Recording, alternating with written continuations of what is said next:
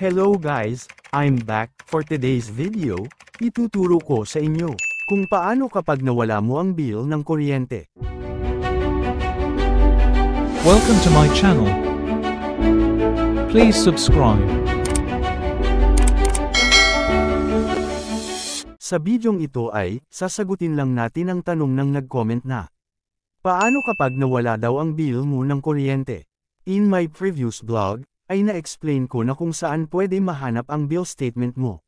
This time, ipa-follow up ko lang ang pagtuturo. At dahil nawawala ang bill ng kuryente mo sa anumang kadahilanan, ganito lang ang gagawin mo. Number 1. Kung sa iyo nakapangalan ng bill, pwede kang pumunta sa mismong opisina ng Meralco para mag-request ng bill statement. Number 2. Sa My Meralco app, kung naka-register na ang iyong Meralco account o kahit hindi nakapangalan sa iyo ang Meralco dahil nagre-rent ka lang, ay pwedeng-pwede ka din makakuha ng kopya ng bill na pwede mong screenshot at ipaprint. Kagaya ng bidyong ituturo ko. Kaya naman, simulan na natin. Let's do this. Una ay mag-login ka sa iyong My Meralco account. Sa homepage, makikita mo sa baba ang mga options. E-click mo lang ang billings.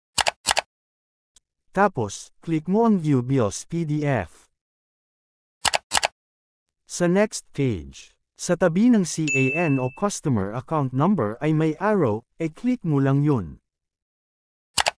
Makikita mo dyan ang last 2 months na bill mo. Pili ka lang kung anong buwan ng bill ang gusto mong makita. Then, pwede mo nang e-click ang View Paid Bills. At yun na, lalabas na ang bill mo sa kuryente. Pwedeng-pwede mo nang screenshot tapos e-print sa malapit na computer shop. That's it for now. Sana ay may na-share ako. Salamat. Please subscribe for more. Kaya naman hanggang dito na lang. Hanggang sa muli. Bye-bye.